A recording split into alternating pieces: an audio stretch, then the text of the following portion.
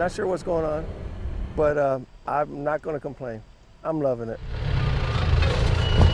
Everybody should get out here and enjoy. I know it's taking them by surprise, you know, maybe doing some spring cleaning or something. They're taking advantage of the weather. If they got a chance to make it look good, go ahead and do it. Our 8th annual Bright Winter Music Festival. Absolutely so lucky to have nice weather this time of year, one, and for a second year in a row. It's amazing. We're expecting a ton of people out here. There's going to be 40 bands, countless food trucks, and beer sponsored by Platform Beer. The snow! Can't you see it? It's beautiful.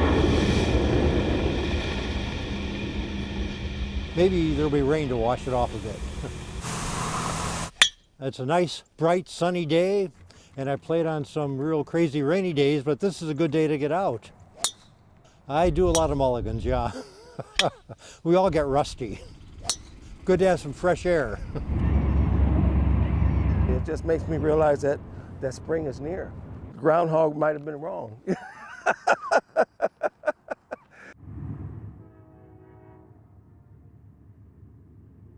They're now known by numbers: 618-815, 658-279. Their freedom taken away because of crimes they've committed.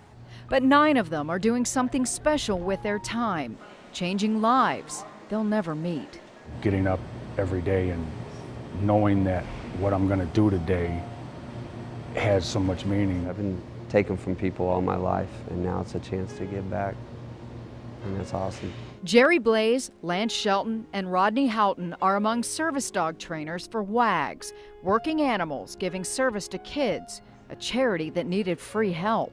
I never imagined, never, that what we've been able to create here, how it's changed lives inside the prison, not just for the kids we place the dogs with. 24/7, the inmates train their dogs tricks to help kids in need, while teaching themselves lessons they'll need on the outside. We are a zero-tolerance group, and once you decide to attend to our animals, you can't get in trouble. You have to choose to not get in trouble. The dogs require them to be responsible, disciplined, patient, and compassionate. It's teaching things that I could take 50 years in a classroom and never teach, so it's a wonderful thing. There are more than 2,200 inmates incarcerated here and a handful of dogs. And despite all of the programs being offered, the dogs are making one of the biggest differences. And it tends to calm the facility down, it reduces violence, it reduces misconduct by the offenders, and it creates a home atmosphere almost. And what have they learned about themselves?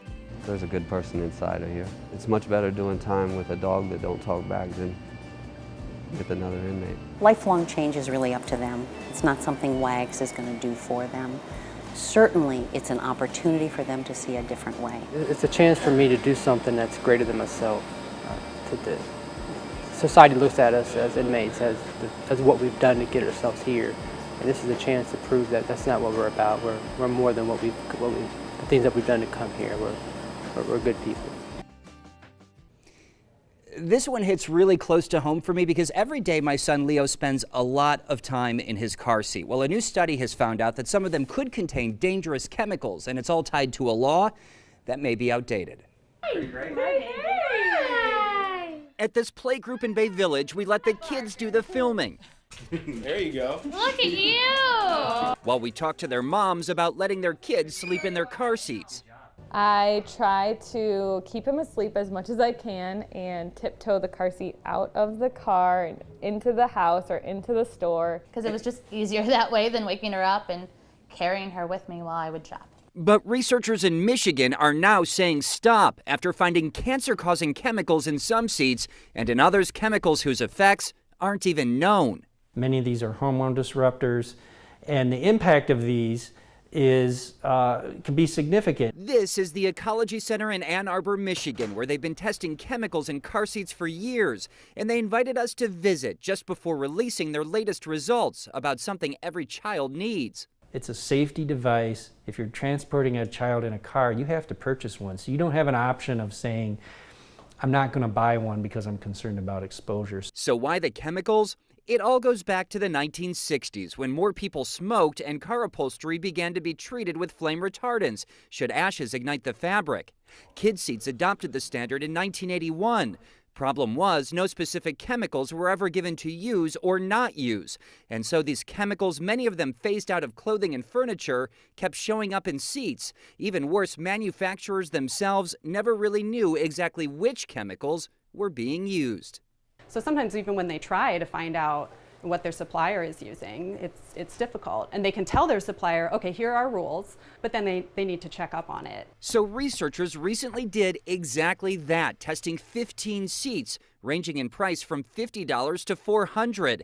And for the first time, they found a seat, the UPPAbaby Mesa Henry, free of any chemical hazard. As for the rest, they grouped them by toxicity, listing Britax and Maxi-Cosi models towards the top and several popular brands at the bottom, which may have done well in crash tests, but not here in chemical tests. If one of them is yours, they recommend limiting their use. That means for travel only, and keep the seat clean. Use a vacuum attachment to remove dust and debris, and wash your child's hands whenever they get out. Just one more thing these moms must now keep in mind. And there's one more thing you can do. Sign this petition. A federal bill introduced last spring would allow car seats to be made without these chemicals. Lawmakers have the ability to mandate this change. We have this petition on WKYC.com, as well as a list of the best and worst seats according to the Ecology Center. I'm Andrew Horansky, Channel 3 News. These are airplanes being built. Multi-million-dollar business jets being assembled right here in Northeast Ohio at Nexstant Aerospace, headquartered at the Cuyahoga County Airport. It's a unique, growing, and incredibly successful company putting Cleveland on the world aviation map. Cleveland, I'll have to tell you, there's probably no better salesman than me for Cleveland. Nexstant is the creation of native Clevelander Ken Rickey, who learned about flying in the Air Force and for over 30 years has become one of aviation's great innovators with his ability to see the possible. Anytime I look at a business or I look at an idea that we could do, I always ask the question, what's unique about this? And then if I can identify what's unique about it, is it sustainable? Rickey's idea was to take older existing airplanes, strip them down, and remanufacture them with the most technologically advanced new engines, interiors, computers, and avionics. The result is the 400 XT, which is being sold all over this country and all over the world. Nexstant is just one of a number of aviation companies he's created, bought, or developed. In the 15 years that I've really been building aviation businesses here, brought almost 1,200 people from other cities here to work in these aviation companies. The success of Nexstant has already brought over 150 new high-skilled jobs here to Northeast Ohio, and that was just in the first 6 months. When the company rolls out its new aircraft next month, that number will double. These are highly technical jobs. We are assembling aircraft, and we sell today about 40% of our sales have left the country. So we have technical, highly skilled jobs in Cleveland, and we're exporting planes out of the country. Cleveland is a leader in this field. Some of these planes are heading to customers in Asia, and by 2013, Nexstant will build and ship 48 of these business jets every year. And from there, who knows what else is possible. In Richmond Heights, Dick Russ, Channel 3 News. Go hands-free or pay up. Luckily, technology has advanced in the form of smartphone apps that operate by voice command. But which ones really give you the freedom to keep your eyes on the road and hands away from your home screen? One of the most popular voice command services is Siri. Now, she's only on the iPhone 4S and now iPhone 5, so we're going to put her to the test. Text Barry Wolf. Okay, I can send a text to Barry Wolf for you. Completely by voice command, Siri took the text verbatim. I'm running about 10 minutes late. And with a simple voice command, ready to send it? Yes, the message was delivered. Email was a little more complex. Send an email to Susan Moses. I couldn't find Susan Moses in your contacts. If a contact isn't an email, Siri had a hard time spelling out an email address. So not everyone has Siri. There are a few apps that you can download, some of them for free, some of them that you can pay for. For $2.99, we bought and tried out Voice Command, designed for iPhone and iPad. You can ask it to do anything or look up any kind of information. Text Barry Wolf, I'm running late.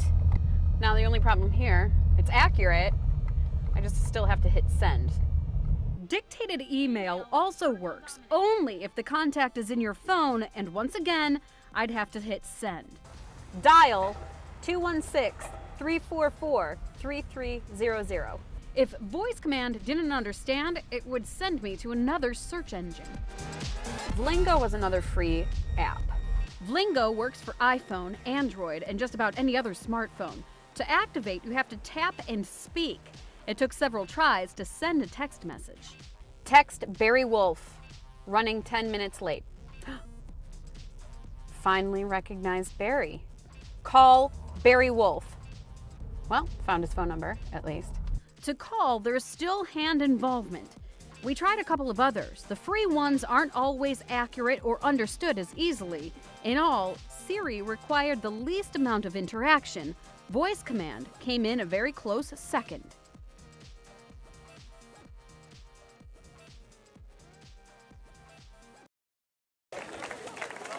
One year after the tragic shooting inside Chardon High School, and students want everyone to know they're back on their feet. We as Hilltoppers refuse to be consumed by feelings of sadness and bitterness. In lockstep and locked arms, students and teachers walked from the school to Chardon Square. It was a walk of hugs and helpful support on signs, ribbons, and in cheerful applause. It's a short walk compared to the emotional journey each has taken this year. At the time, it seemed as though recovery may be a long and painful road. It was hard to even imagine setting foot back into the building where such a tragedy occurred. The one-year anniversary commemorates the lives of those who were killed and those survivors. It's been a hard day in the sense that it has been 1 year, but it's also been a great day in the support that they've given to each other. There's a strong sense of peace and companionship, very strong student body. They've gained a lot from this. Since the tragedy, the district has found a new sense of security that doesn't include guns or more barriers, but instead starts with caring. I genuinely believe there's more kindness at Chardon High School than ever before. It reflects in the community that calls itself close-knit and neighborly.